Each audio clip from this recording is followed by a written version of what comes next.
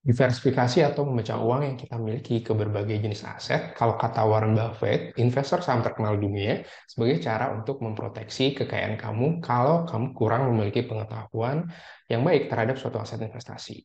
Diversifikasi, kalau kata teori portofolio modernnya Markowitz, terbukti mampu mengurangi risiko. Contohnya, jika kamu hanya mengkoleksi saham saja sebagai aset, maka bisa dikatakan aset kamu paling terkena dampak ketika pandemi kemarin. Seandainya kamu mengkombinasikannya dengan berbagai jenis aset lain seperti reksadana, emas, atau obligasi, portofolio kamu ternyata bakal menghasilkan kinerja yang lumayan meskipun pandemi terjadi. Jadi sebenarnya strategi alokasi aset seperti apa yang bisa memaksimalkan hasil investasi kamu dan apa yang selama ini saya lakukan dan sarankan terhadap klien saya dalam perencanaan keuangan, saya bakal share di video cara mengatur portofolio investasi.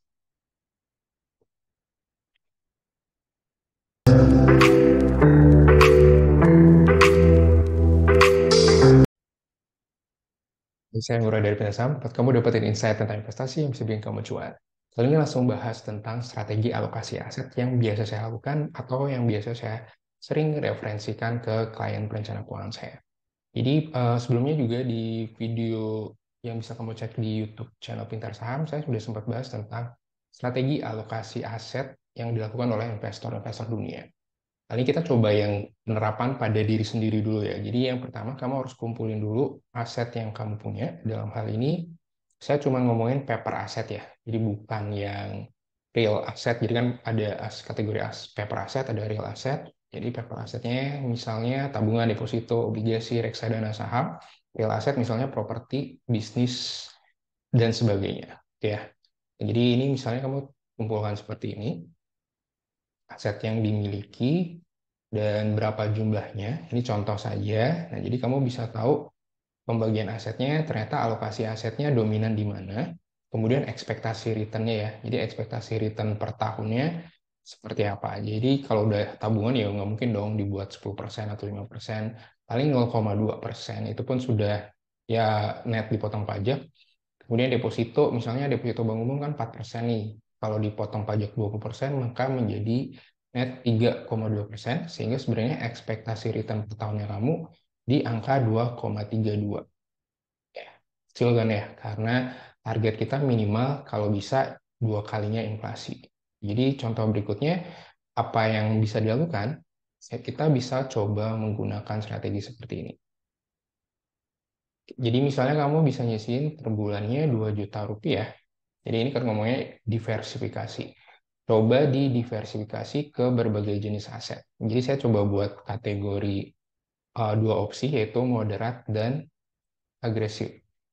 Di moderat, jadi dominannya ada di kategori obligasi RDPT yang ini.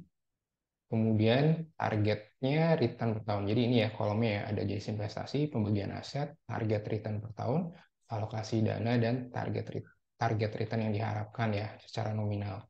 Di sini kamu bisa lihat ternyata kalau kita moderat dengan asumsi obligasinya yang dominan 65%, target returnnya 7% per tahun, maka ekspektasi returnnya menjadi segini, 7,5%. Itu jauh lebih baik dibanding yang 2,32% tadi.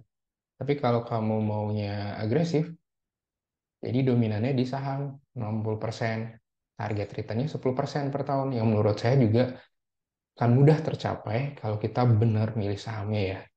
Nah, di sini ekspektasi returnnya jadi 8,7%. Itu jauh lebih baik dibandingkan sekali lagi 2,32%-nya ini. Pertanyaannya, ini 8 sama 7 kayaknya kecil banget. Sekali lagi, konsistensinya dulu diharapkan ya. Bisa aja kita misalnya mengharapkan, kayak misalnya saya saham, saya optimis bisa ngasilin 15% per tahun. Itu ya misalnya ya. Ini jadi 11,7 teman-teman. Ya, kalau bisa lihat 11,7. Oke kan?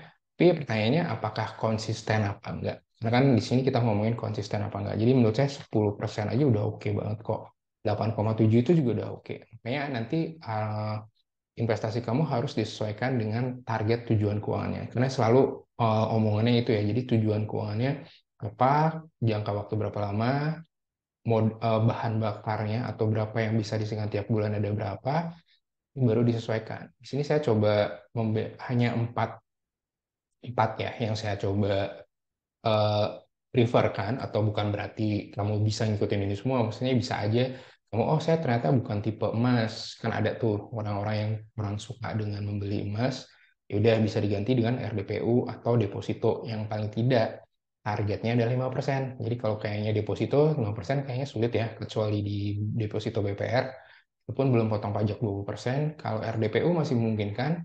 Kalau emas kenapa sih 5%? Karena secara historical dia menghasilkan 5% per tahun. Sedangkan obligasi sendiri 7%. Memang untuk yang pada saat video ini dibuat kan ada penawaran sukuk retail 19 ya, itu kan hasilnya 5,9%. Menurut saya itu kan udah di bawah 7% target kita nih. Nah, sebenarnya ada obligasi korporasi juga yang bisa ngasilin 7, 8, bahkan ada yang 10%, tentunya dengan rating tertentu yang kamu harus cari. Sebenarnya saya masukkan reksadana indeks. Kenapa saya nggak masukkan reksadana saham? Karena saya lihat kalau reksadana saham kan itu depend banget sama dengan si manajer investasi ya. Kalau reksadana indeks itu kamu bakal memilih memilih si manajer investasi akan memilih sahamnya sesuai dengan saham yang tergabung dalam suatu indeks. Jadi menurut saya reksadana indeks itu yang lebih menarik dibandingkan reksadana saham. Tapi kalau kamu memiliki pendapat yang lain silakan. Yang jelas beberapa indeks yang oke, saya juga sempat share, ada yang terkait dengan lingkungan dan sebagainya, karena itu lagi in juga kan sekarang ya. Oke, dan saham, saham pun ada strateginya menurut saya. Kamu bisa combine misalnya value investing, growth investing, maupun dividen stock income.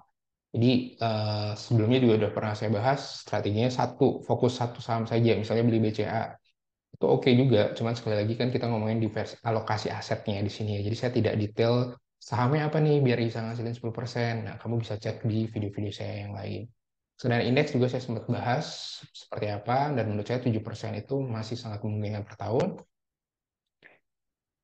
Oke, itu saja dari saya. Thank you banget. Semoga sukses dan sehat selalu buat kamu.